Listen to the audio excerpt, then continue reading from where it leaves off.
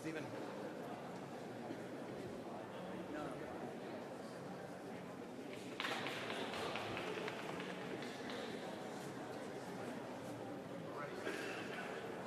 Ready to go? All right, I'm Justin Stevens. Good evening. I'm the State Director for the Indiana Chapter of Americans for Prosperity. I want to thank you all for joining us tonight, AFP and 93.1 WIBC, for the first Indiana Senate primary debate. I'd also like to thank Mr. Tony Katz for agreeing to moderate this debate and for MS Communications for allowing us to use their facilities. Thank you to the media for attending and to former State Representative Mike Braun, to Congressman Luke Messer and Congressman Todd Rakita for joining us this evening for such an important occasion. Most of all, I'd like to thank our activists. You all are the lifeblood of our organization, and you play an essential role in promoting a more free and open society, not just here in Indiana, but across the nation. Since the Indiana chapter of AFP was established in 2011, our grassroots activists have been instrumental in effecting change on the local, state, and federal level. Our footprint has expanded across the state, including the addition of our 4th field office most recently. Through this permanent grassroots infrastructure, we seek to recruit, mobilize, and equip a movement of millions across the country to fight for the taxpayer and to eliminate barriers to opportunity. Our purpose is to ensure that every citizen of this country is able to pursue their American dream, especially the least fortunate.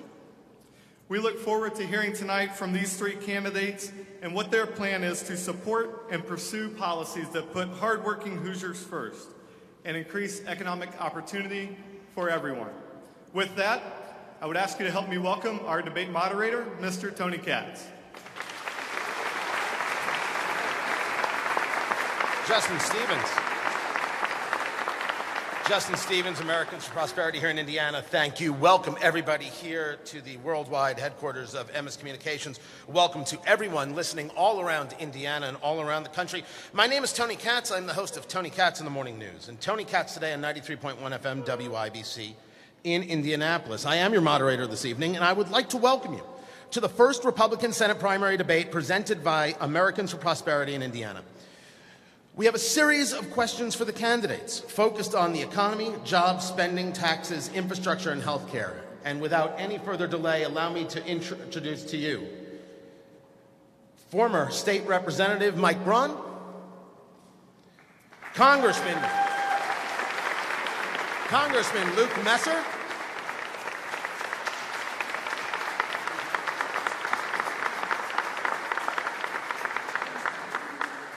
we'll find Congressman Luke Messer in just a second, and Congressman Todd Rakita. There you are, sir. There you are.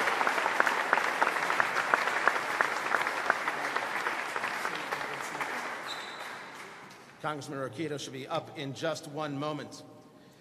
The subjects today are about the economy, jobs, spending, taxes, infrastructure, and health care. Now, while we are mindful of the conversation across America regarding guns, this debate will not address guns. We are focused on the economic issues at hand. Those economic issues have been discussed by the candidates. We are fully aware, they are fully aware, and have been prepared for this since the beginning. We will focus on those issues. Gentlemen, welcome to the debate. Each candidate has 2 minutes to answer a question and 1 minute for response or rebuttal. Candidates will be called on by the moderator. Now, if a moderator is worth their salt, gentlemen, they are not the focus of nor the star of the debate. It's something I learned from Megyn Kelly. Gentlemen, the focus is on you. All Hoosiers and people watching across the nation want to hear your answers, solutions, and ideas to the issues facing Indiana and America. I'm here to ask the questions to ensure equal time to the best of my ability and press for the answers when needed. I leave it to the candidates to treat each other and Hoosiers listening across Indiana with respect. Throughout the debate, the decision to end a topic and move on to another topic will be at the sole discretion of the moderator. I ask that the audience applause or other reactions wait until the end of the debate. Time is of the essence, and we hope you will respect, audience, the limited time of the candidates tonight. All of us here at MS Communications worldwide headquarters across Indiana and across the nation are thrilled to get the Republican Senate primary underway. With that, let us begin with opening statements. Congressman Todd, you have 2 minutes. Thanks, Tony. I want to thank Americans for Prosperity for organizing us. Tony, thanks for moderating. I want to thank those who are tuning in. I believe you're here because you care about keeping this republic, and I couldn't ask for better partners in that, except for, of course, the love of my life, Kathy, who's with us here tonight. I also want to welcome my opponents tonight. Mike, welcome to the Republican Party. Luke, welcome back to Indiana. You know, speaking of Indiana, I will tell you it's been the highest honor of my life to be able to serve. I sleep in my office. I fight for us at every turn. I come back home. You see us at church here in Indiana on Sunday. You see us at our son's baseball games. You see us pushing a cart up the aisle at Walmart. When I was your Secretary of State, we drove 45,000 miles a year. We went to every county every year, and a lot more than once. Why? Because it's here where I get my marching orders. It's here where I'm able to see, hear, listen, and know what's important to the working men and women of the state, what's important to you. Speaking of hearing, you're going to hear a lot tonight, and I want you to focus on our records. The fact of the matter is, there is only one of us who stood with President Trump fighting crooked Hillary Clinton all the way. One guy was working against President Trump, one guy was nowhere to be found. In terms of taxes, I have never voted to raise your taxes, and I never will because pledges mean something to me. On immigration, I will not only help build the wall, President Trump build the wall, I will help end sanctuary cities by locking up local politicians who don't follow the law. And I believe we have to have a common culture, and that's why I'm for English as an official language. No one else up here is saying that. If you want to beat Joe Donnelly, like I do, if you really want to beat him, there's one guy that doesn't have the baggage and one to do it, and there's one guy that has the work ethic to do it. I'm looking forward to the debate tonight. Congressman, thank you. Congressman Messer, 2 minutes. Listen, I'm Luke Messer, and I'm laser focused on Joe Donnelly because the United States Senate is broken, and Joe Donnelly is a big part of the problem.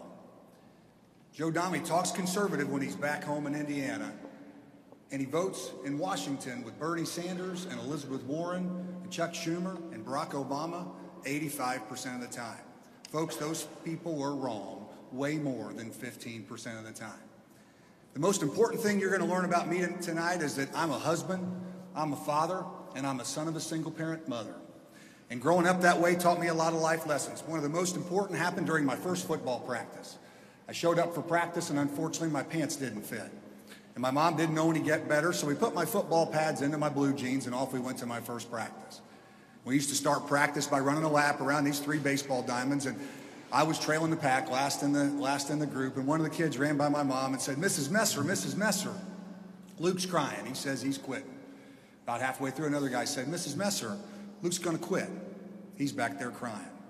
And last in the pack came me, and I was crying, and I said I was quitting. But my mother said no.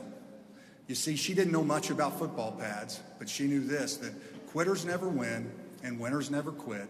And her son wasn't going to be a quitter. So I stuck it out that year on the football team, and I was named most improved player on the football team, which wasn't real hard given where I started, right? And went on and had a lot of success, played college football, played high school football, all because I learned to not quit. Friends, we have to have an adult conversation about what's happening in the United States Senate today. Republicans and Democrats alike are making promises back here and going to Washington and quitting on the American people. As your senator, I promise you, we will stay focused on Joe Donnelly, beat him in this election, and make sure that the United States Senate never quits on all of us. Thank you. Congressman, thank you. Representative Braun, 2 minutes, sir. I'm Mike Braun. I'm a lifelong businessman, a political outsider, not pretending to be one, and a strong conservative. I built my life building a business, and when it comes to this race, you're going to see a clear difference between all of us, and I really want to point that out. I want you to make sure you pay attention to the differences. I came from a background of living in a town in southern Indiana where I grew up. My wife and I both have our own businesses. Jasper, Indiana, if you've not been there, it's a dynamo community where there are a lot of entrepreneurs, a lot of hardworking people. And When we decided what we were going to do with the rest of our lives, she got a business degree from IU. I went to Wabash College. We all went there. And I got an econ degree and then went to the Harvard Business School straight out of college. What that did for me is gave me a clear vision of what I wanted to do. I didn't want to find a job on Wall Street or get with a big company. We decided to move back to our hometown. And in doing that, being a small business person and living it in the trenches, I took a little company that started in the early 80s, fell into that economic downturn, which was a farm crisis back then. We sold to the farmers, turned that business from a small one into 850 employees. We do business across the country and have locations in 35 states. So President Trump came along. He was a disruptor. Who do you think looks more like Donald Trump? It's an outsider that's done something in the real world. I think that picture is clear. Our founders never intended this to be a career job. Do your service, get back to where you came from. I don't think there's anything clearer, and I don't think there's anything clearer that that's not been the case. Let's not make the mistake of the past. Let's send somebody there that can really make a difference. Thank you. Representative Braun, thank you. Now, for the sake of time and just my own speech, I'll be referring to you as Mr. Braun, Mr. Messer, and Mr. Rokita. I hope no one is offended. Also, we understand it's a little bit warm in here. It is the hottest day you have ever seen in February. So if you want, take your coats off and stay a while, you're more than welcome to. I've already made one mistake in not bringing you second to give your opening statement, Mr. Braun. So the first question goes to you, Mr. Braun. In the subject of health care, what is the health care problem, and how do you fix it? That's very clear, and that's a great question to ask me. If you've been in my position, we've had to contend with career politicians in D.C. and look at the time that they've had to do something to repeal and replace Obamacare. The problem is when you get big government and big business together, it's a recipe for disaster. In my own business, I was so sick and tired of hearing my agents come in and say, hey, you're lucky it's only going up 10% this year. And then follow it up with next year it's going up 15%. The issue that we have with health care is that whatever's been done has not addressed the true issue, and that's rising costs. You're not going to find that solution in D.C. We've been waiting on it. I'm going to tell you what we did. We deconstructed the insurance companies, my son and I did, 10 years ago. And as of 8 years ago, we put into a plan that basically, where we took the bull by the horns, we found out how insurance companies make money, and we did it for our employees. You're not going to believe this. You need to ask my employees. They haven't paid a nickel more in 8 years.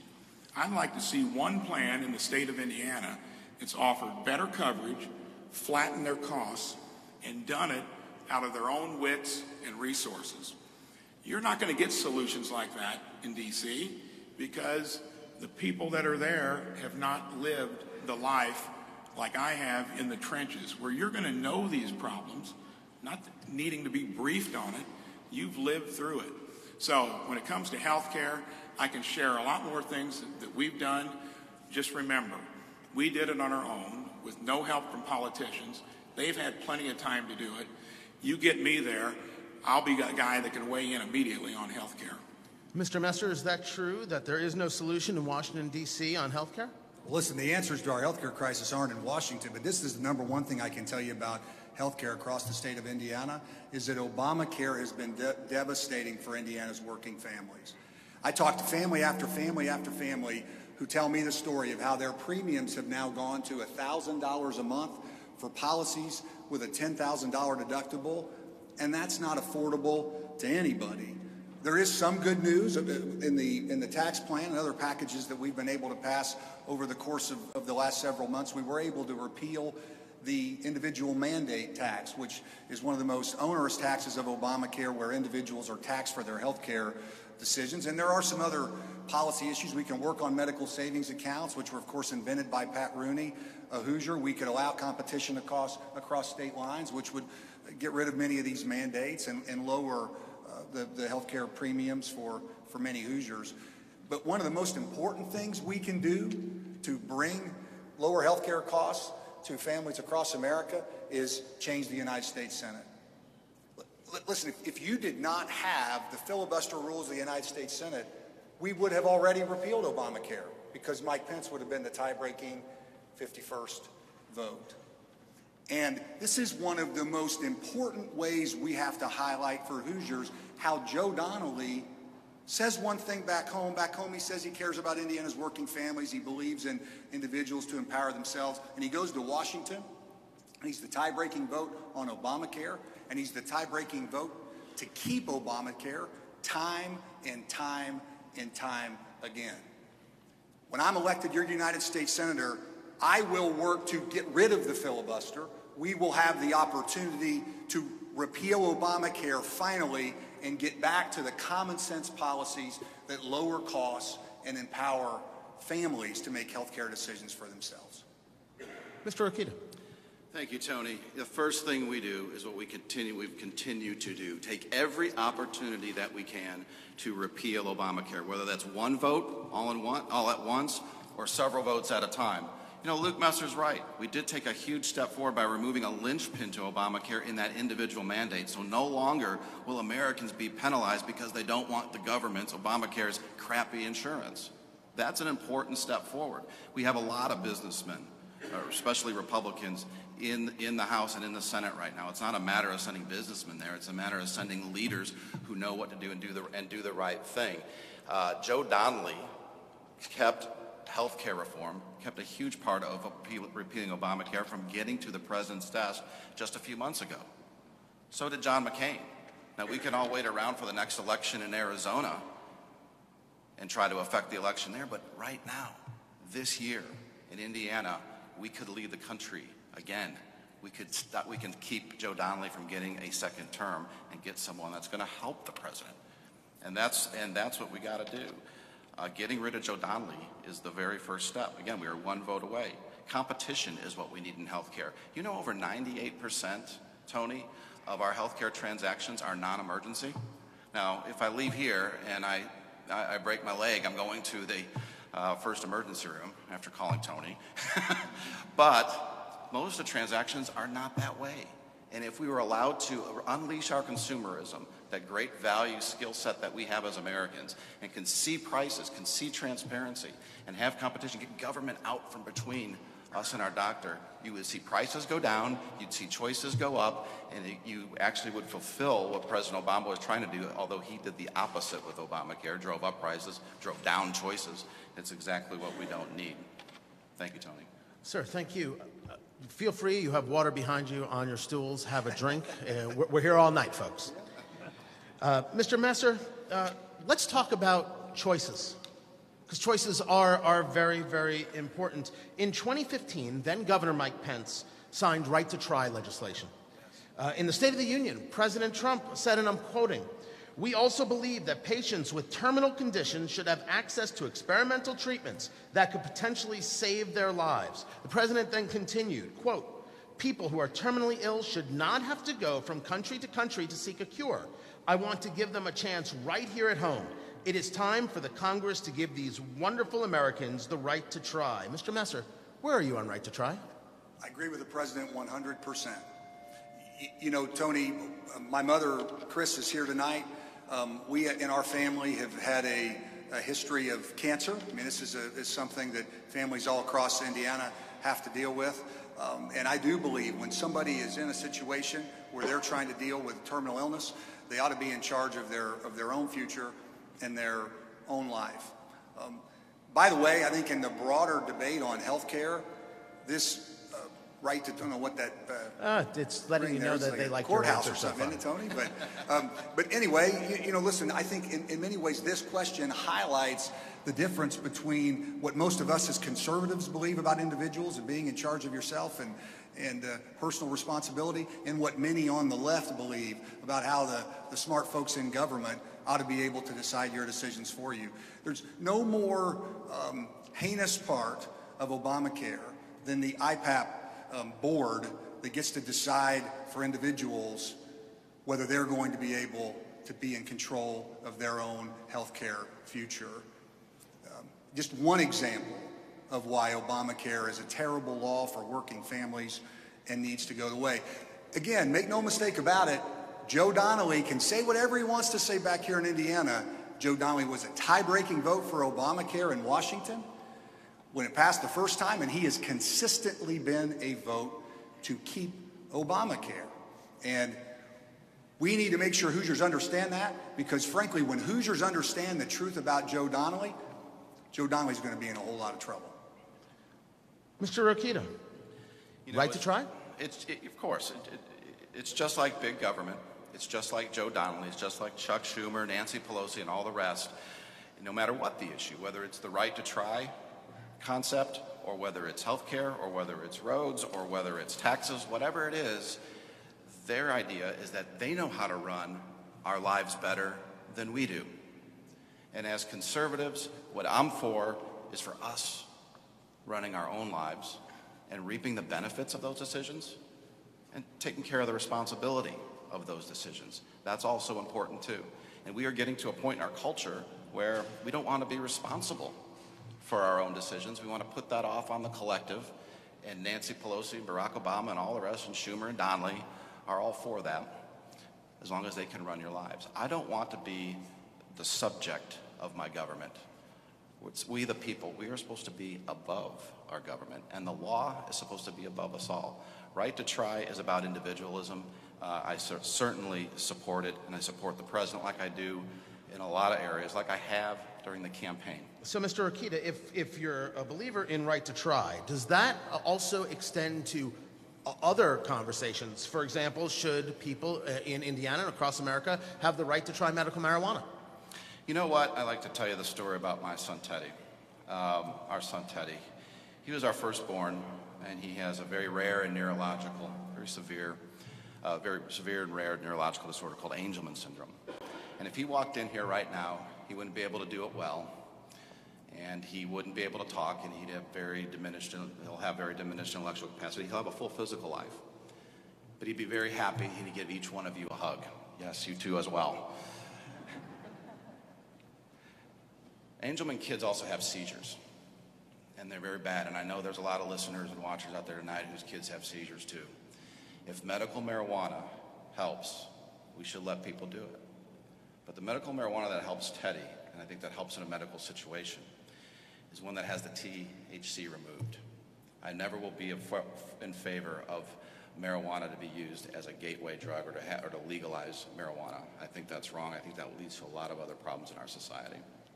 Mr. Braun, in Indiana, CBD oil has been an incredible conversation. The Indiana State Legislature has gone about rewriting the law because they didn't get it right the first time. You may have still been there. And creating the checklist, if you will, the database, I should say, for those with epilepsy. Does right to try include medical marijuana? And should CBD oil be something that's taken up in the Senate as a way to help those people who are terminally ill or otherwise, seizures, et cetera, dealing with these health issues? I think if you believe in free markets and freedom of choice, the answer is yes. And I think these guys, I didn't hear much meat in those responses. I heard some platitudes about what you do philosophically. This right here is going to be a clear difference, and I'd like you to listen to it, because I want to get back to what we did in our own health care plan that incorporates all these ideas of making it consumer-driven, taking the mystery out of it. It is very simple. We do not have a competitive delivery of health care services in this country.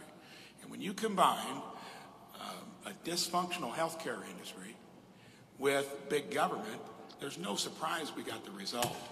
So what it's going to take is creative thought to where you put consumer-driven tactics in there. You give choice across the board. You let consumers own their own health care.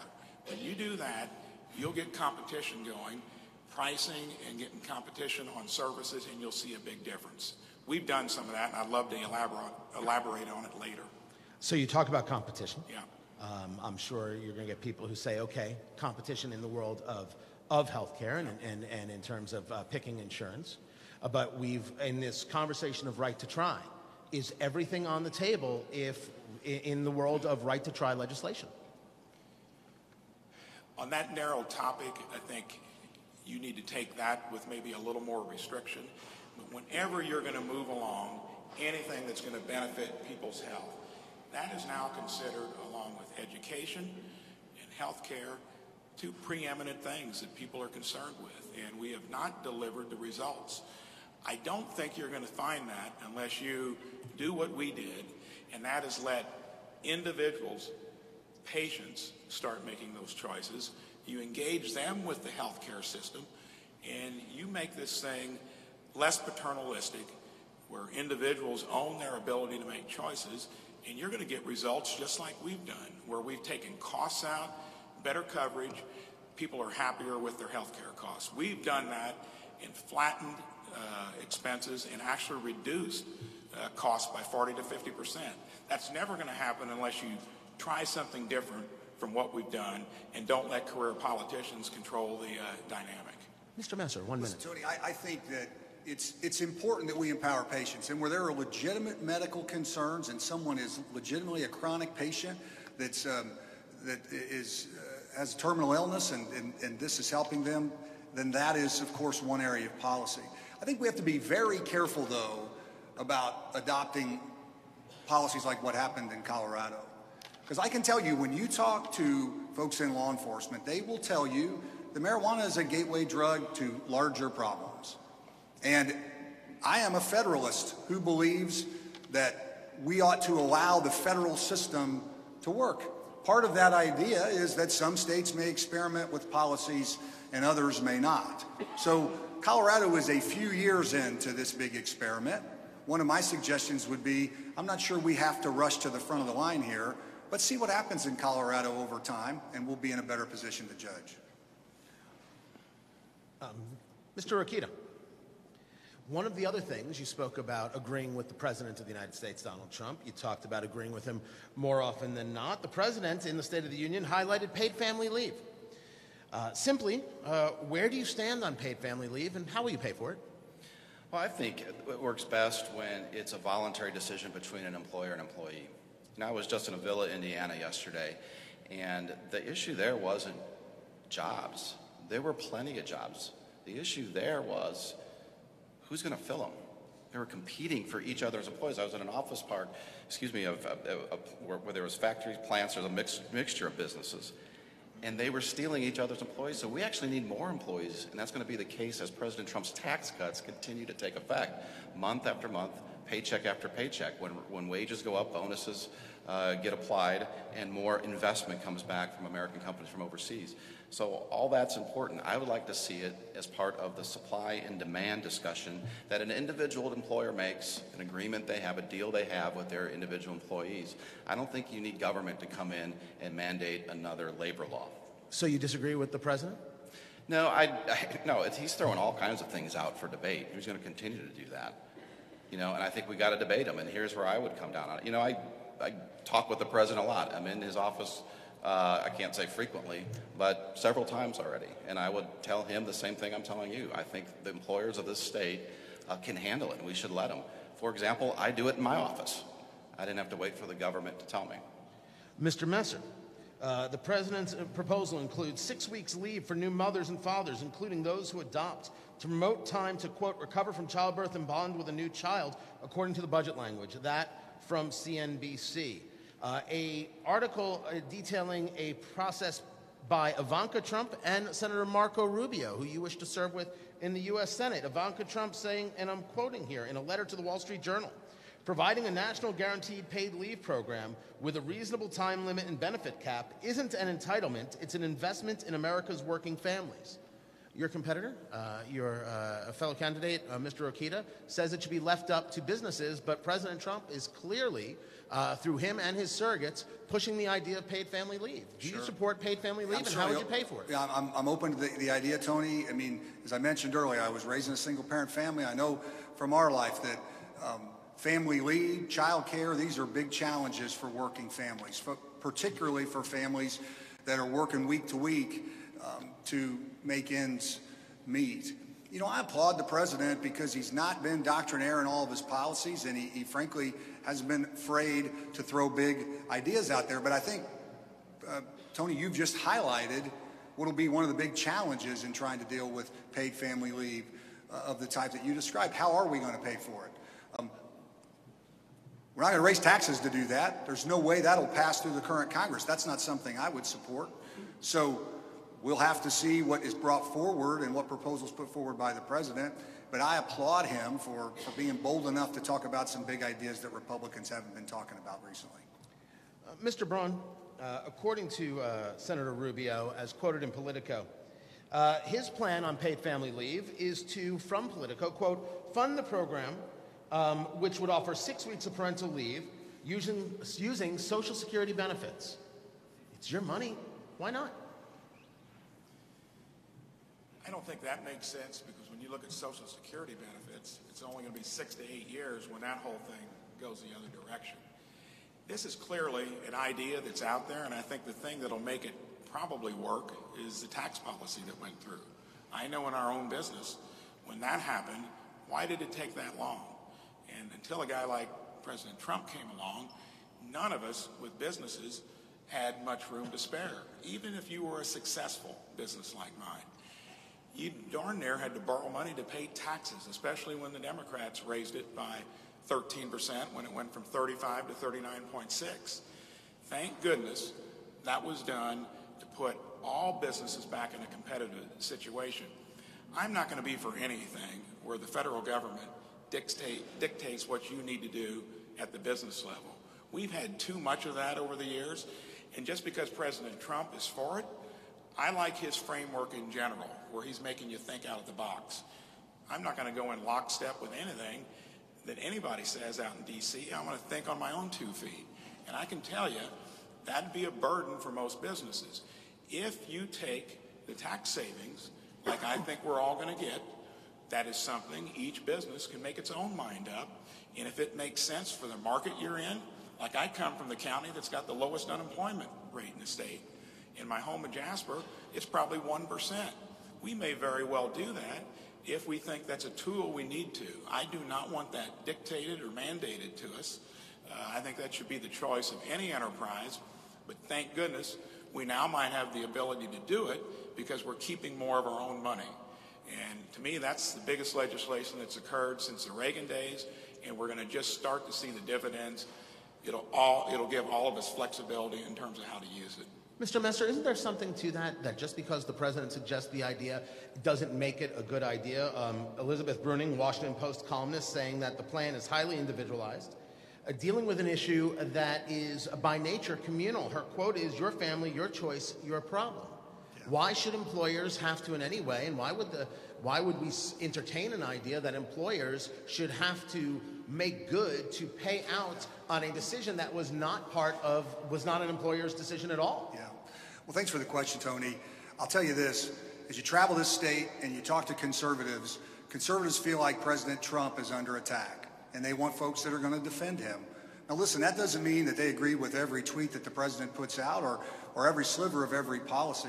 But frankly, Indiana's working families need help. I applaud the president for putting forward this proposal. The details will matter, and we'll have to find a way to pay for it. But I thought Mike was starting to talk about probably the biggest way we're going to pay for it, which is through a growing economy. Look, the Trump tax cuts have increased individual take-home pay by $2,000. They've brought bonuses and wage gains. Small businesses are now investing. And we have an opportunity to have a growing economy that this nation's not seen in over 20 years. There's a lot of opportunity that comes with that. Feel free to take a drink as it cools down in here a little bit. We're just getting started. We're going to move into taxes and spending. We're going to get into the nitty-gritty. And Mr. Messer, Mr. Rokita, I'm going to start with you. Mr. Rokita, the question is to you. Mr. Messer, I do need you to be following along. Don't worry, Mr. Braun. I've got you coming up.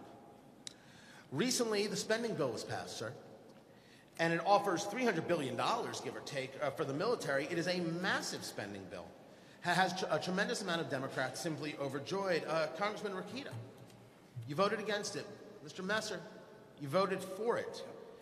Mr. Rokita, explain your vote to Hoosiers and explain the vote of your competitor. Well, I think I'll let my competitor explain his vote. I will tell you that I don't vote for these. I don't vote for bills that spend money that has yet to be printed. And that's exactly what's going on right now. Since 2 weeks ago, it's exactly what's going on right now at the Treasury. They are running a printing press, printing bills to pay for that Appropriations Act, and our children or grandchildren aren't going to pay it because they're going to have Treasury bonds sold to offset it. That's going to go on our debt, and that's why we shouldn't do it. Now, I voted to fund the troops in a bill just the week before. But again, the problem is the Senate and establishment Republicans who go along to get along. It's okay to say no, Tony, when no is what's required to be said. And $300 billion in new spending unpaid for isn't the right way to do it. What you should do is prioritize and deprioritize.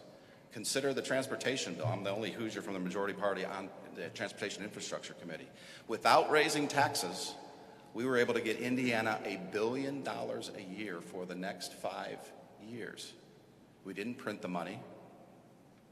We didn't raise taxes. We deprioritized some other things, and we said roads and bridges are important. The last thing we should do is raise taxes. The second to last thing we should do is pile more debt on our kids and grandkids. Mr. Messer. Tony, that vote, let's be clear. The commander-in-chief of this nation, President Trump, General Mattis, who runs the Department of Defense, asked us to vote yes for our troops. That vote was a vote for our troops, a vote for our national security, and frankly, a vote in support of this president and his policies. He could not have been clearer about what he was asking us to do. You know, as I traveled the state after that vote happened, I was with the mayor of Greenwood, who has a child in the military, and he told me, thank you for looking out for my child. I was in Huntington later that weekend and was told, thank you for looking out for our kids. The men and women serving in our military are under great strain, and our military is underfunded. We have the smallest Army since World War II, the smallest Navy since World War I, the smallest Air Force in our nation's history. And it's long past time something was done about it. I'll leave it at that. Let me follow up with you then, sir. False choice.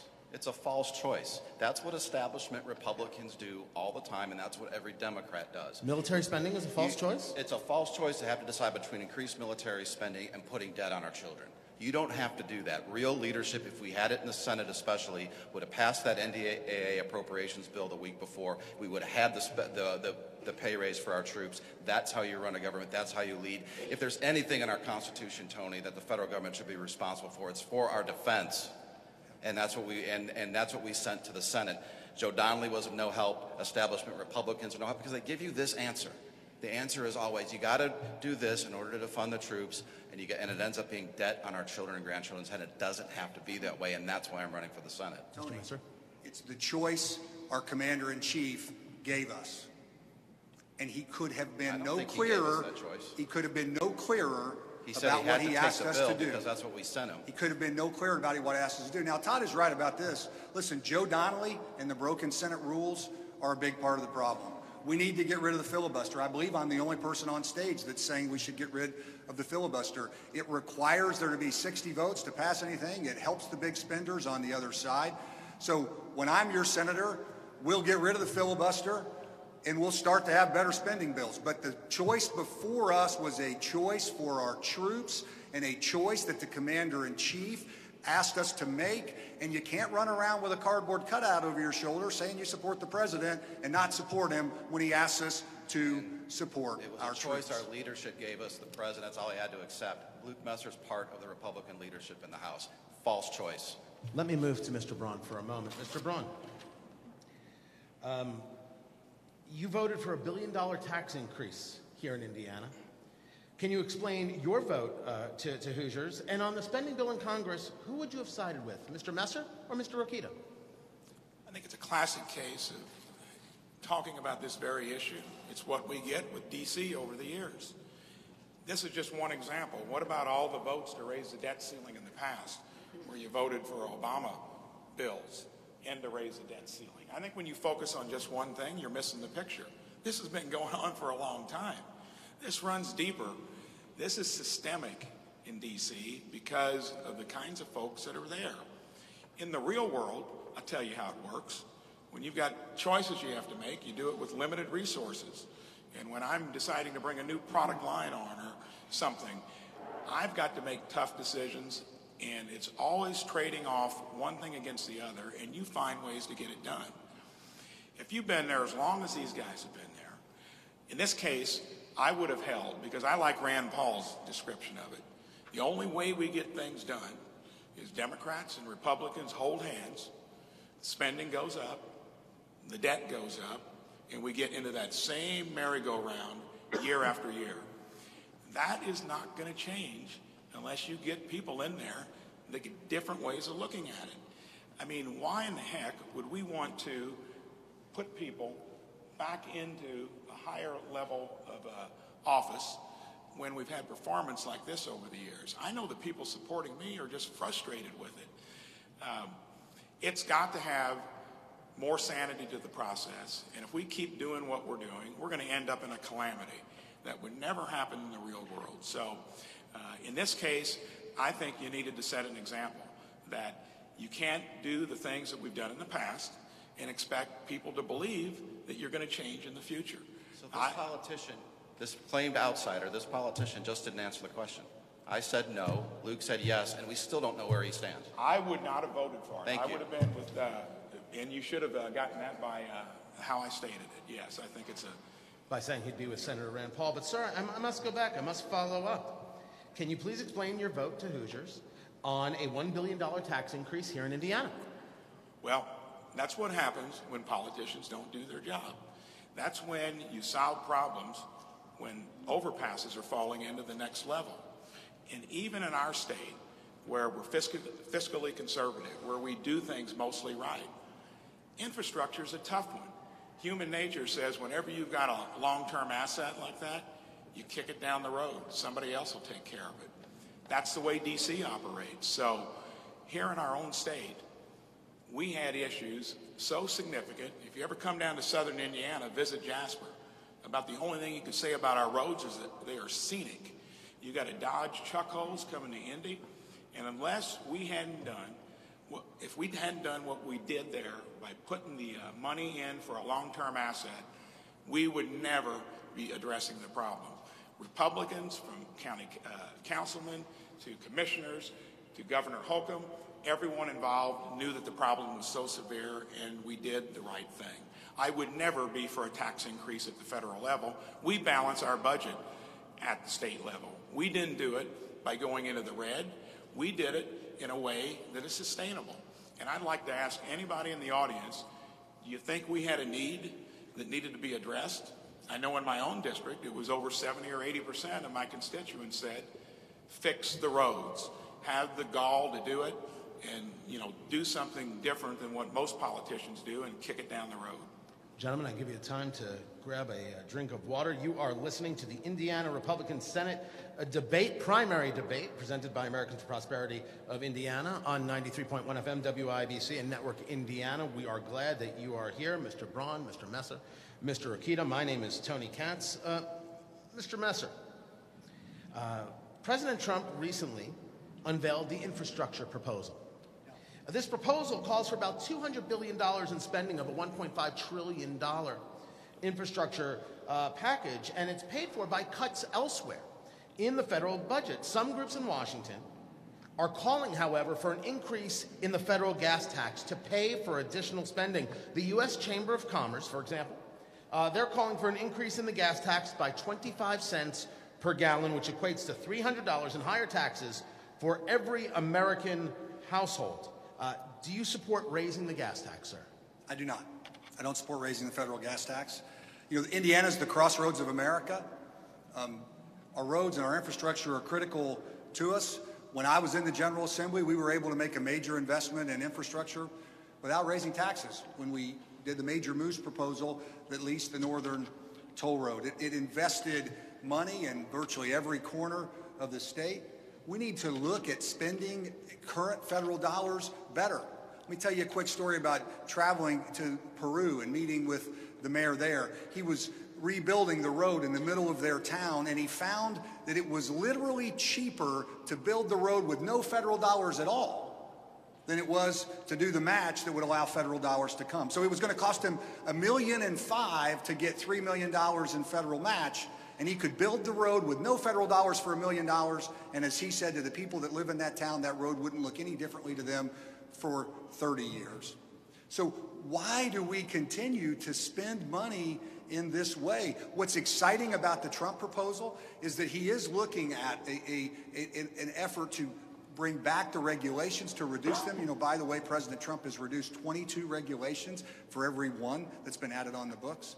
And then looking at ways to encourage private capital to invest in our infrastructure as well. It's a plan much more like what we've been accustomed to with leadership here in Indiana under Governor Daniels. I think though we also here need to point out another problem with Joe Donnelly. Because this is the classic kind of example where Joe Donnelly comes back home to Indiana and he says, hey, I'm for infrastructure, I'll work with the president, I'll try to get this done. But that's what he said about taxes too. Right? He said he would work for a tax plan that helped middle-class families. We delivered a tax plan that helped middle-class families, and he was nowhere to be found. Joe Donnelly will only be there if Chuck Schumer and Elizabeth Warren and Bernie Sanders tell him it's okay to be there. We need a United States Senator who will work with Hoosiers and for Hoosiers 100% of the time. Mr. Braun. So, when it comes to infrastructure, I think I know a little bit about it. Built a logistics company that started in southern Indiana, and we travel the roads across this country. It is truly a national problem. I'm proud that here in the state of Indiana, like Luke said, we are the crossroads of America. It's our comparative advantage. If we don't get that right, we're not bringing businesses in here to do business. So we made a bold step. And what I love about President Trump's plan, it's at least acknowledging that they don't have the money to do it all on their own. Whenever you want to get things done, there's a classic conservative principle called skin in the game. If you don't have skin in the game and share the burden, you do what happens in D.C., you spend more of it than you need to, and it costs more. This is modeled largely after what we did in Indiana, community crossings grants, where the state had that same principle in play with cities and counties. It's been an overwhelming success. Mr. Akita. You know, we've been taxed enough already. It's not about skin in the game. You know, and Luke's right. Joe Donnelly must go. And that's why we're here tonight, to pick the right candidate. If you nominate one of these two, guys who've raised taxes, Joe Donnelly will be the tax cutter in the race. Is that going to win in Indiana? Absolutely not. You know, $1 billion in increases, Mr. Braun is responsible for, the largest tax increase in Indiana history. It's absolutely ridiculous. Of course, I'm not going to raise the federal gas tax. You shouldn't need to. We did $1 billion, let me finish, Tony. We did $1 billion in our infrastructure bill without raising taxes and without printing the money. And that's Washington, D.C. These guys, the first thing they do to solve any problem, we got to confiscate more of your property. That hurts the working man. The working man and women of this state can barely afford taxes right now. They shouldn't be forced to do any more. I'm looking at this pad of paper. I counted while these guys were talking. There's about 46 pieces of paper here, Tony, on this pad you gave me. That's how many times Mike Braun has raised taxes here in this state. Don't send him against Joe Donnelly. Mr. Braun, care to respond? Well, that's a typical politician. Any of those that was in our comprehensive tax bill. And if he wants to say that, and he wants to... I just did. If he wants to give that message to Republicans throughout the county, there won't be, throughout the state, there won't be 5% that'll agree with him. You cannot solve problems in a catastrophic way. You've got to do it proactively. And when I was on roads and transportation... By taking more of people's Mr. property. Mr. Akita, please. Hang on a second. I want to complete it. So what you're getting here are two guys, especially the one on the end, that'll say or do anything to distort a situation. And it's part of the problem where they have not made the tough decisions to avoid putting yourself into a predicament where it should have been solved long ago.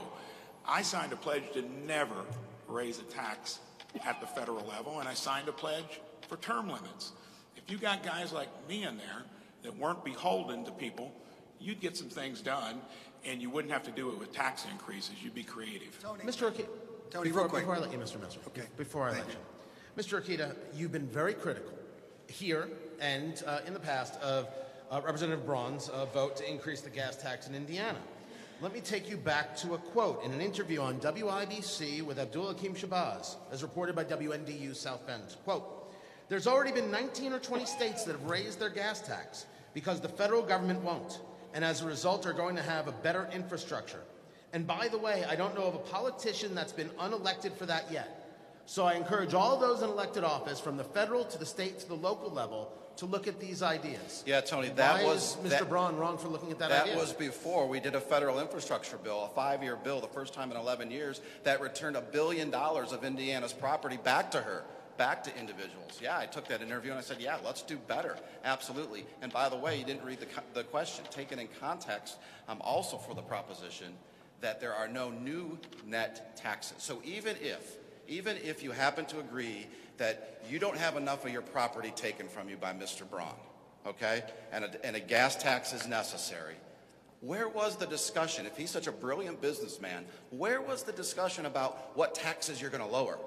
If you're going to take this money away from the working men and women of this state, because gas taxes hurt the poorest among us the most, that need to get to work and can't at least afford another gas tax, where were we about reducing another tax to take that burden off? If the priority is roads, so be it. What are we going to deprioritize? That's what was also missing from the $300 spending bill, $300 billion in new money being spent, and that's why I vote no. That was a hard vote. Voting against the debt ceiling limits is raising them is a hard vote. We can take those votes if you send the right guy to replace Joe Donnelly. Mr. Messer. I started this debate by saying I'm laser focused on Joe Donnelly. That is why we are here tonight. I tell you who most likes this exchange? Joe Donnelly, right? Because the only way Democrats can win in this state is when Republicans are divided and throw stones at each other. We have a story to tell about Joe Donnelly, the truth. The fact that this man comes home to Indiana and says that he's a conservative and smiles and waves and goes to Washington and votes with the liberals 85+% of the time. We need to be focused on that story. All the time spent throwing stones is time not spent focused on Joe Donnelly. Mr. Braun, I'm going to give you the final word there, sir. Well, I think stones were cast early between the two of them.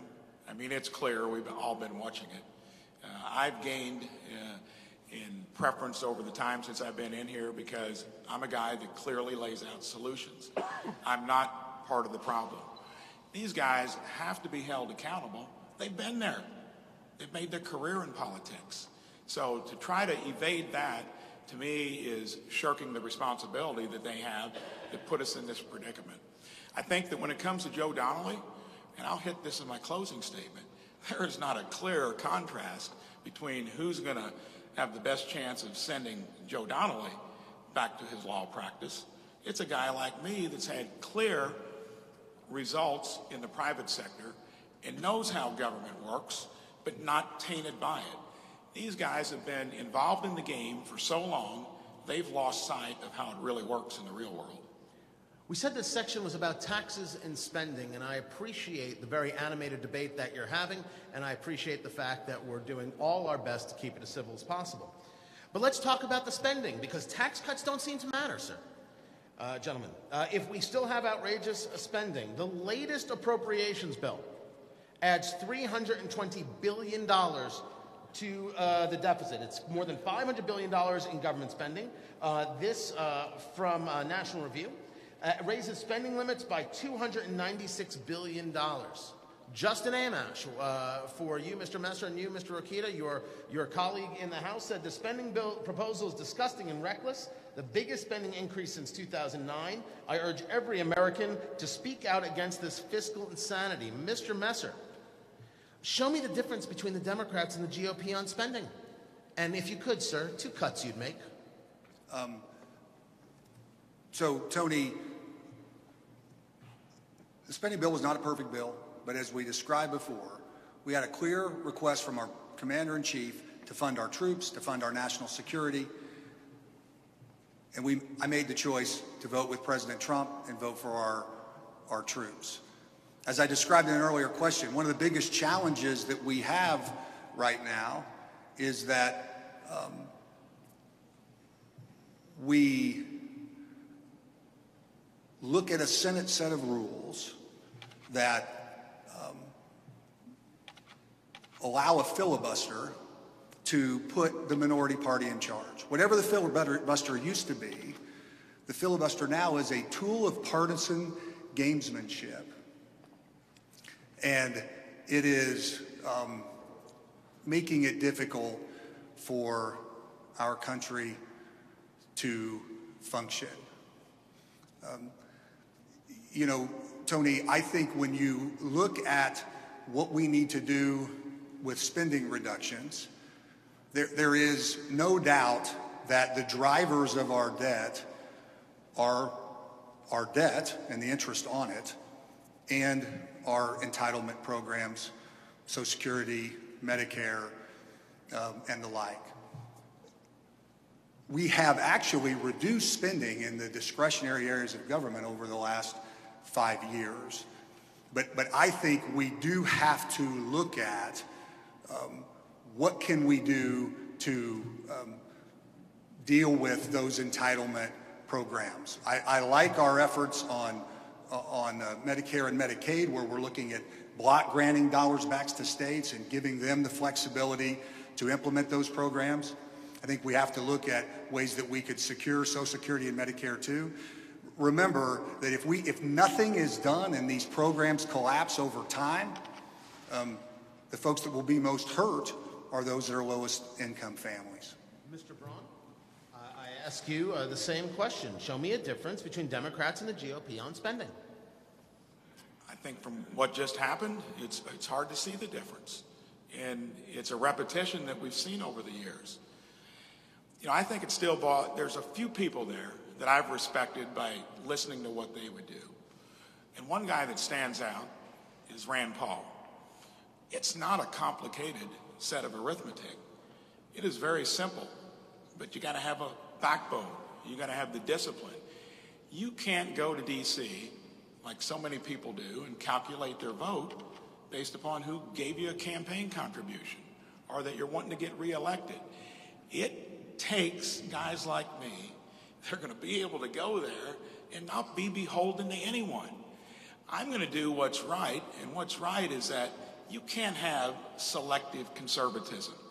If you want to solve this problem, I don't care what it is we do at the federal level, it's going to have to be done across the board. And of course, that'll bring up the question, what about the military? What about agriculture? What about all this? That's what politicians have been doing, and they always buckle under and go with the easy route, and that's to hold hands and end up with what we had. Until you look at everything across the board, who in the heck do you think is going to say, yeah, let's cut mine and not somewhere else? It's not going to happen. They're going to calculate it based upon who has helped them out. That dynamic needs to change. You get 8 to 10 people in there like me that are going there for one reason, because you're fed up with what you've been talking about here and the litany of the same thing happening year after year. There's no way it's going to happen. So I get there. Yes, you're going to have to prioritize a little bit, but in general, listen to Rand Paul. Listen to a guy like Tom Coburn from Oklahoma, who always busted spending. There aren't many senators like that. We need more of them in there. You'll get one in me. Mr. Rapido. The question was, show me the difference between Democrats and GOP on spending, and give me 2 cuts you would make. You know, Tony, the differences between Democrats and establishment Republicans, and Republicans are going to be honest with you, is we're telling the American people what the problem is. And for that, we get denigrated by rhinos and Democrats for wanting to take away health care from senior citizens. Nothing, Tony, could be further from the truth. We want to strengthen and save Medicaid, Medicare, Social Security so that it's around for your children, my children, our grandchildren. That's the goal. But they won't be honest with you. But that's what's driving our spending. The good news is we don't have to affect anyone on these programs or near to be on them if we have the right people there with the political courage to act now. I carry the Medicaid block grant bill for my colleagues in the House of Representatives. We've been working on that in every one of our budgets, and we finally got it in our health care bill that was 1 vote away from getting to our president's desk. Joe Donnelly, stop that. Rhino Republicans, stop that. We could have had Medicaid reform right now, and it didn't happen. And that's what convinced me, one of the main reasons that convinced me to run for the Senate. When I'm there, we're going to take my Medicaid block grant bill, we're going to get it to the president's desk, and we're going to make sure health care for the poor is there for people who actually need it. And that's why I'm so pleased with the president's recent budget. He is going after that autopilot spending. He is saying, and this is something I've supported for years, if you're a SNAP recipient, if you're a TANF, or food stamp recipient, TANF recipient, if you're a Medicaid recipient, before you even applied and you're able-bodied, you must first be applying for a job or have a job. That would save upwards of $3 trillion over the next 10 years. I'm for it. I'll put it in the budget. I'll vote for it all day long, every day. Will rhinos and Democrats? I doubt it. But that's what we have to do. I'm sorry, I got 10 seconds left. But that's the kind of leadership we need if you really want to get control of what's driving our debt, our spending. Mr. Messer. I think it's important to acknowledge that just like Ronald Reagan in the 1980s, President Trump has inherited a mess. And if you look what President Reagan did in the 1980s, he started with the economy. And the tax cuts were important to get this economy going again and should give us the opportunity to increase our revenues as we have more taxpayers that come with all the great jobs and bonuses that come with it. Second, we have challenges with our national security. I mentioned to you earlier, we have the smallest Navy since World War I, the smallest Army since World War II, the smallest Air Force ever. We have to invest in that too. Now, none of us want to recreate what happened in the 1980s on debt, and it will be important over time that we work on trying to rein that in as well. But forgive me when I hear from sort of these Democrat deficit hawks that call me a little suspicious.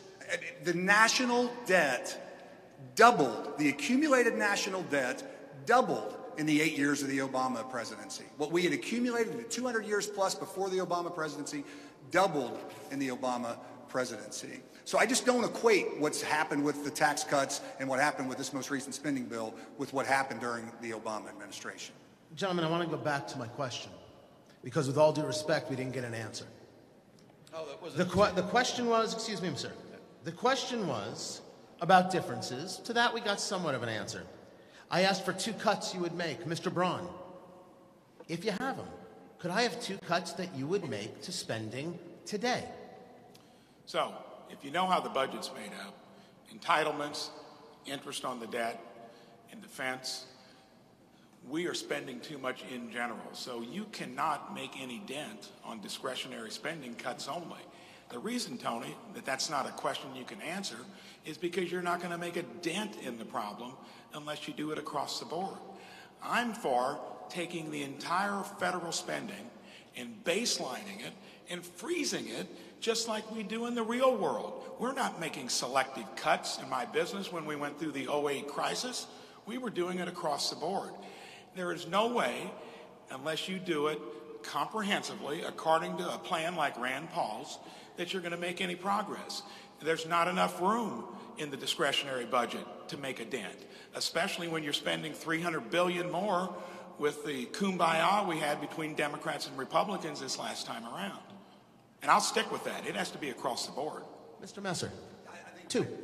I thought I did answer, Tony, but I think how you do it is you block grant funding back to the states. So you could freeze dollars in the area of food stamps, SNAP dollars, and let states then have the flexibility to implement those programs more efficiently. I've offered amendments where we would block grant Title I dollars in the education space back and allow local government leaders, state and local leaders, to utilize those dollars to enhance school choice programs. If you're able to do that over time, that's a whole lot of how Todd and I both have voted for budgets that balance in 4 and 5 years. Very quickly, budgets start to balance if you do that. Mr. Orrego. I don't think I'm going to have to take my entire minute, but I may talk about some other things. I block granted Medicaid. That'll be the cut, like Luke mentioned, and TANF, food stamps, and are 2 others that I mentioned earlier that I would cut. I support the president in doing so. Department of Education.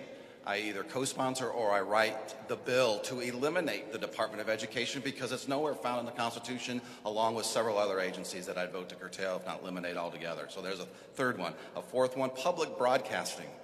You know, I listen to WIBC every once in a while, and it suits me just fine, and you and Emmis are in the private sector. We do not need to have taxpayer-funded liberal demagoguery and dogma going over our airways and over our cable. It's absolutely ridiculous. If the liberals want to fund their terrible ideas, they should pay for it themselves. I'm also very proud to know that I have operated a budget when I was your Secretary of State that was from 1987.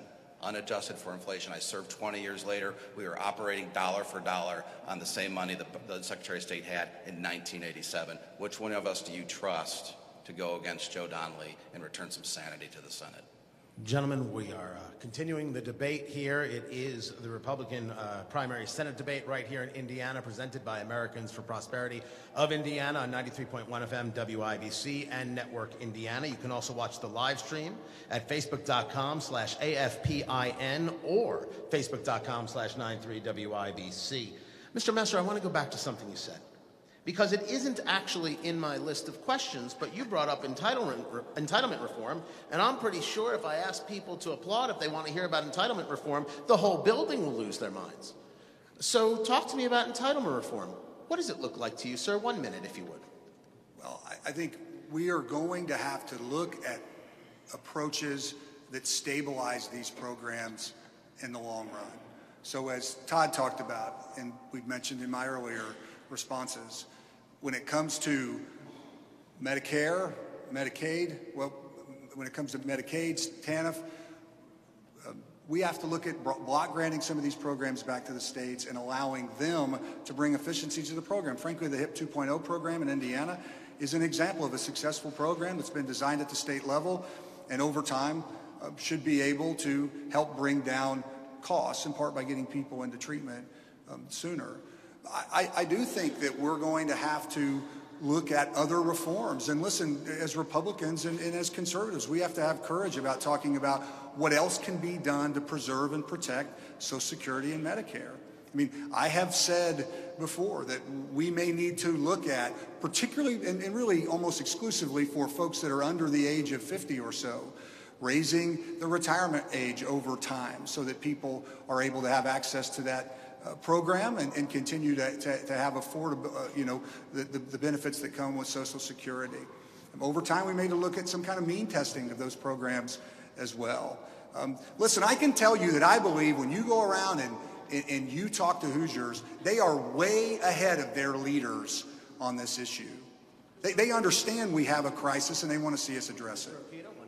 Listen, like I said before, what we have to do is strengthen these programs so that they're around for those that are on or near to be on them and there for the future.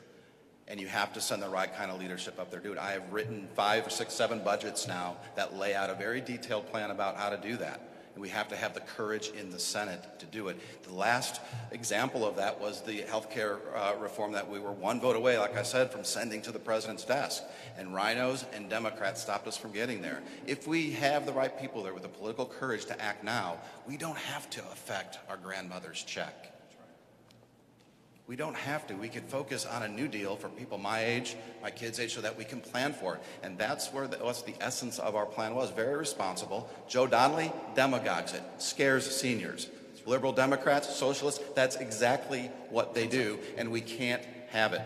Who are you going to trust to really do that? Mike Braun, 45 tax increases. Luke Messer, stadium tax increase, property tax increase. That'll be their solution if they get there and we get down to the end of the road and have to decide whether to take a check away from Granny or tax us more. Let's send the right people there to begin. I think it is important to be clear when Todd talked about the way Joe Donnelly and others demagogue these issues. No one is talking about producing these programs for people who are currently on the program. We can get where we need to get on these programs by changing the programs for folks that are 50 and younger, and that's the approach we need to take. Mr. Braun. It took a while for both of them to get to the real heart of the matter there. Yes, you're going to have to make those hard decisions, and it should have been done a long time ago. We're creeping up on this becoming a calamity in 6 to 8 years. So in a business, you wouldn't wait that long before you made a decision. You'd have to do it way before then, or else you'd go out of business. Your competition would pass you up. Here, you got to remember, these guys have been there for a long time. And it's easy in an election year to say these things. I go there, I'm not going to wait for an election year to bring up the hard facts that the thing is actuarially broke and we knew it 10 years ago, and we know it's going to become a calamity in 6 to 8 years. That's why I think you got to look at who do you think is going to go there and make those hard decisions because of their life's experiences, and not just talk about it in an election year. Mr. Braun, we stay with you. I encourage you to get a drink of water as we start to begin somewhat of a home stretch here. Let's move to jobs and the economy. Mr. Braun, good to have you here, of course. Do you support tariffs, sir? Of course, the president has slapped tariffs, washing machines, solar products, specifically from China and South Korea, to the benefit of Whirlpool and others. And if you do not support tariffs, how do you explain your position to President Trump? Okay. First of all, jobs in the economy, my favorite subject. Over the years, I've created more jobs than either one of these two guys, and I know what it takes to do it. I've been growing a business at a rate of 20% a year. Try doing that for 37 years. So who do you think is going to know more about jobs in the economy? When it comes to tariffs, when it comes to free markets, when it comes to all the things we hear people talk about, I understand it viscerally because I've had to live with it. I've never had any advantages in the markets I've built. I've done it with free, open competition. We're in a global economy now. When I started my business, it was all local, small manufacturers. Over the 30-some years, yes, they've had to get products from overseas. We've had to change. We've had to adapt. But in general, we got to make sure markets are open, and you got to compete. And when it comes to tariffs, I don't think I'd be for that. I think you got to call out bad players in the world marketplace, and there have been those, but you want a context of free enterprise, competitive markets, just like the markets most of us live in. If you start trying to fix tariffs, it's going to be retaliated. It doesn't need to be done. I think there, President Trump is looking for deals that have been lopsided over time. I don't think you can keep getting punched by trading partners that aren't giving you a fair shot. But when it comes down to it, the whole dynamic in the world economy has changed. Back after World War II, we were the dominant feature. We helped build our competitors to where they are now. We're not going to go back to the old days. We need to have free markets, but don't get punched by your competitors in the world arena. That's where I agree with President Trump. Mr. Okita, 1 minute, please. You know what I really like the president doing as of late, and it's why I supported him since the nomination, worked for him like almost all of you had, worked against the Never-Trumpers, and it's why the Trump Indiana 16 team has endorsed me for this race, is because of ideas like this. He wants to look at NAFTA. We've had that agreement for 25 years. Mr. Braun is benefiting from that agreement in his company. He owns a trucking company, 38 states or so. Most of the parts that he ships in his trucks are from Mexico or China, displacing American workers. I think after 25 years, we ought to look at NAFTA.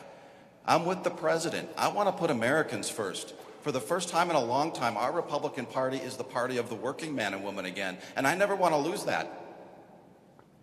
And bad deals need to be put in perspective or need to be reversed so that America comes first.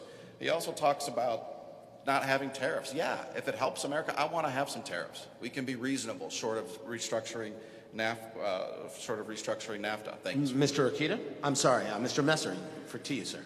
Listen, Indiana's working families need good paying jobs. I grew up in Greensburg, Indiana, and it's like all the other manufacturing towns all across this state. My mom worked at the Delta Faucet factory.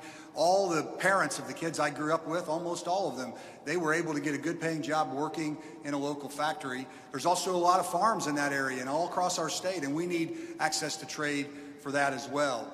But I can tell you, I believe this issue is one of the driving factors in President Trump's election. Because as you travel all across the state, you hear concerns of Hoosiers that have been living with frozen paychecks for a couple decades. In real dollar terms, literally, folks have seen their wages flatline. Now, with the Trump policies that have come forward, we're starting to change that. You're seeing pay raises and bonuses that come with that. What I've heard President Trump say is he is for trade, but he's for smart trade free trade that is fair trade and unilateral agreements. And as Todd said, we should look at some of these prior trade agreements like NAFTA and see if they're adequately being enforced and where changes may need to be made. Mr. Braun, Mr. Urquiza says that he's fine with tariffs. Is he starting a trade war? I think what he really means, and I think President Trump has highlighted it well, that it's a global economy. We're not going to get away from trade. Even our own industry, it's come back our way. You know, I deal with American manufacturers. We buy their products.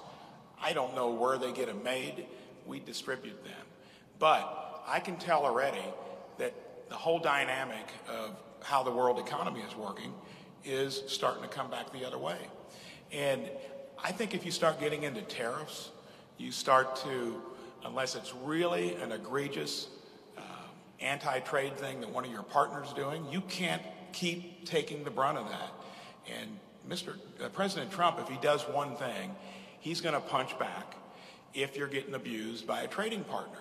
And you've got to keep markets mostly free, and you got to be smart enough to know when trading partners are abusing it. It's as simple as that. Yeah, I think it's important to understand the context in which President Trump is talking about this.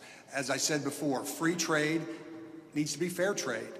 And when you have a circumstance like what China is doing, dumping steel into our economy, now we don't have a trade agreement with China, but that is an unfair trade practice that has to be responded to.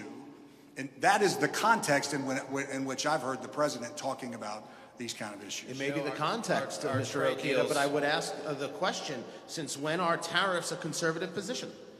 When they're egregious. You know, Mike Braun waits for the day that we have a terrible, egregious thing to do. Our trade deals right now are egregious. They are terrible, like Luke's saying. I have to fight in trade court all the time so that we have a fair deal with our Indiana steel companies because China's manipulating the system. Canada, Mexico, 25 years after NAFTA, and we see those countries doing real well. And what President Trump is saying is, what about us? What about putting us first? What about putting the working men and women of this country first?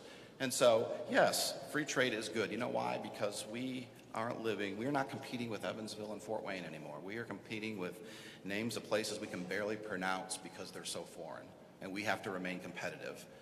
A tariff out of whack doesn't make us competitive. A tariff to keep a fair playing field? Absolutely, Tony. Sir, 10 seconds or less. Was the president right to pull out of the Trans-Pacific Partnership, and why? Well, that deal was good for our farmers. It was bad for some other folks. I think we should have a deal. I want to get to it. They just signed a deal, 11 countries, leaving the door open, according to Australian Prime Minister Turnbull. The door is open for the United States. Whether they're bilateral or not, it's putting America first. I'm for President Trump and our farmers when we do that. Mr. Braun, would you have pulled out of the Trans-Pacific Partnership? I like the idea of more unilateral trade agreements. I think when you get bunched into a bunch of people doing the same thing, you're going to get into predicaments where it doesn't work for everyone. But in general, we've got to make sure that we stay with competitive free markets. It's going to be worked out over the next few years. They've obviously not done the job in D.C. currently, and we're contending with these problems. But Mr. Messer? Well, trade agreements are negotiated by the president, not Congress. But I would just say this. The president has changed my opinion on these trade agreements in his debate over the course of the last year. And when you listen to this president, what he talks about is this: we need more bilateral trade agreements. America is the best market in the entire world. Everyone wants to be able to sell their products here.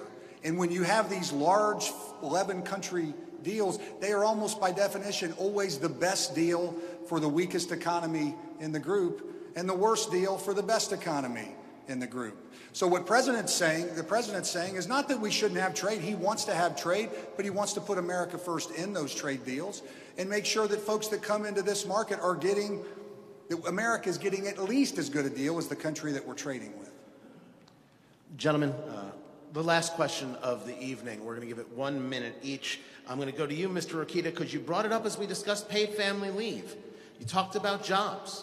You heard Mr. Braun talk about very low unemployment in Jasper. You talked about jobs. Who's going to fill these jobs? It's an infrastructure question as we talk about the infrastructure bill. Do we have the workforce to build the infrastructure necessary to build the country? And if not, how do we get there? 1 minute, sir. Well, thanks, Tony. Back in Avila, and I learned this all over the state, a lot of our problem is finding the skilled workforce. you know? And we have got to make sure our high schools have programs where they come out with the skills needed. But more than that, let's not wait for guidance counselors or local school boards or that. Let's have businesses partner right away with high schools. I saw a little bit of that just yesterday. And I see it in in a lot of the 100 schools that I've been to in this state and across the nation with my job on the Educational Workforce Committee. And we also have to get away from this idea that everyone has to go to a four-year college. Nothing could be further from the truth. I saw people getting paid very well just yesterday. The economy is going to continue to grow. We need to be there to make sure the demands are met. Mr. Messer. Tony,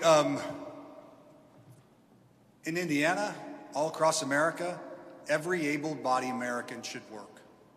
Listen, as you talk to employers across this state, they will tell you that thank you for the tax cut, we need to reduce regulations. The number one impediment to growth to businesses all across this state is workforce, getting the people they need to be able to fill their jobs. I think this is why welfare reform is so important. It ought not be a better deal to not work than to work. Able-bodied Americans need to work. I think this is another example where the opioid epidemic and the crisis that's happening in communities all across this state needs to be addressed as well, because you'll talk to a whole lot of employers that'll tell you that they can't find somebody who can come work for them that can pass a drug test. And as Todd referenced, we need to also reform our programs, get away from this kind of four-year college approach. That's the kind of policies we need for this country, and that's what I'll be working on as your U.S. Senator. Mr. Braun? So I'm from the county where this is a salient problem. I called our school districts to see what guidance counselors were doing, what the curriculums were like. And it's almost like those jobs have been stigmatized. In our own county, it's 800 jobs that we can't fill for lack of training.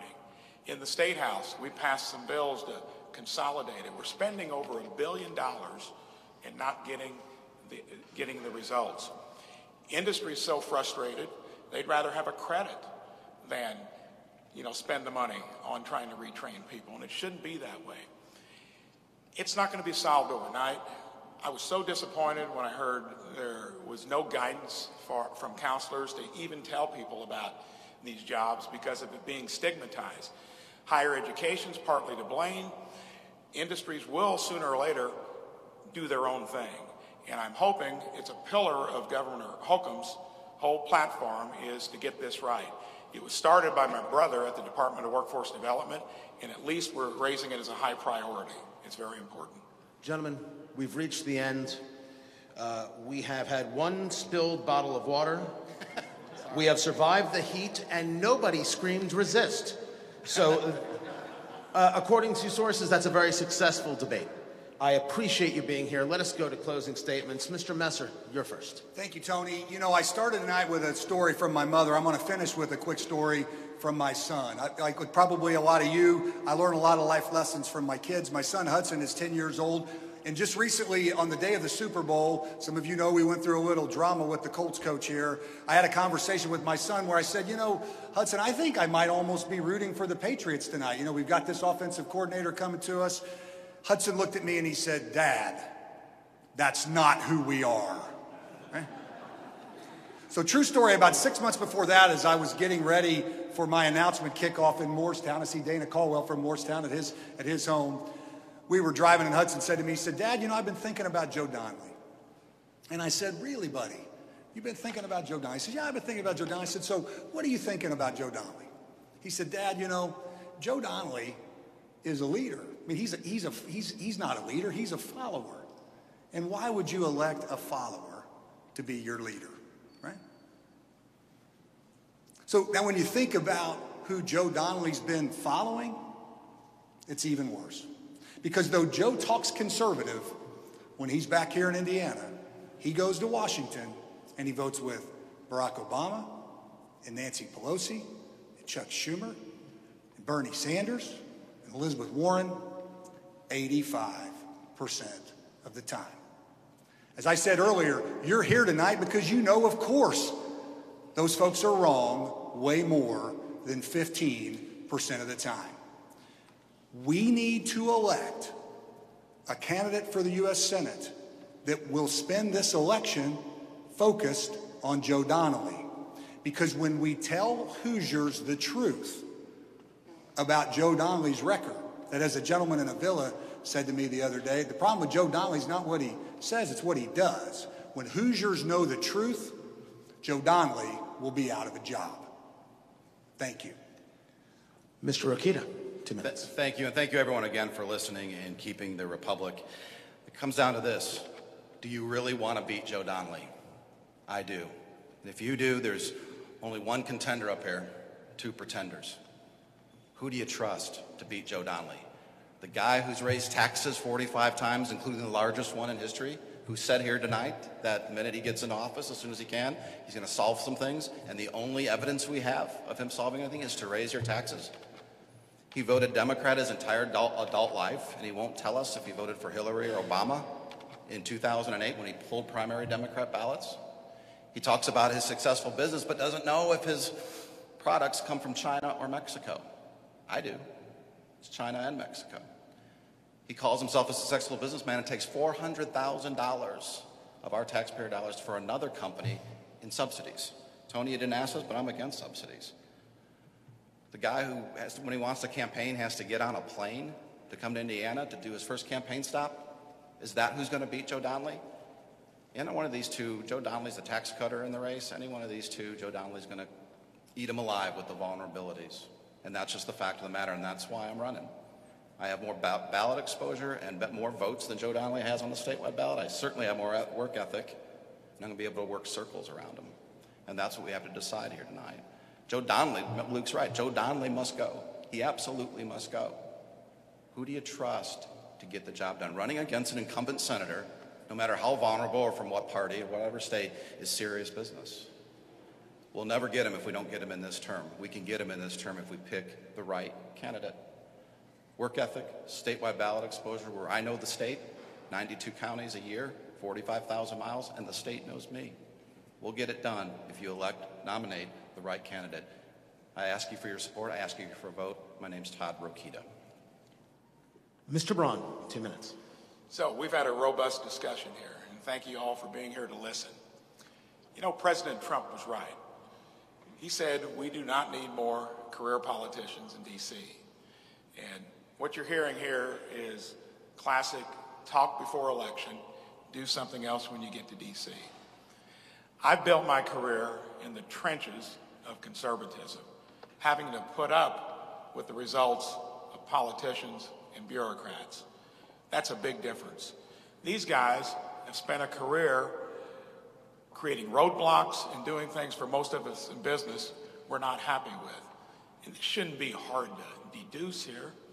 Do you want to send somebody from the farm system of politics and give them a promotion when they've been part of a body that's got a 10 or 15% approval rate? I mean, come on. That's the problem we've had in D.C. for years and years. And these guys have been part of it, and they need to accept that responsibility. Trump agenda, when it comes to getting things done, repeal and replace Obamacare, I've done real things in my own business. I can take that to D.C. and make a difference. When it comes to securing the border, when it comes to rebuilding infrastructure, who do you think is going to know more about that? I want to make it real simple. Luke Messer, a lawyer that never really practiced, career politician. Todd Rokita, a lawyer that never really practiced his own trade, career politician. Joe Donnelly, a lawyer that never really practiced, career politician. Mike Braun, an entrepreneur that's done things in the real world. Who would you trust in D.C.? Thank you. Mr. Braun, Mr. Messer, Mr. Rokita, thank you. This concludes the Indiana Republican primary Senate debate. Our thanks to the three of you and your staffs for working so hard to help put this together. Our thanks to Justin Stevens and Americans for Prosperity. Our thanks to the best-looking audience in Indiana. You've been listening to this debate from the MS Worldwide headquarters in Indianapolis on 93.1 FM WIBC and Network Indiana. My name is Tony Katz, on Twitter @TonyKatz. We now send it up to the fourth floor studios for post-debate coverage. Abdul Hakim Shabazz, Eric Berman, and Chris Davis, take it away.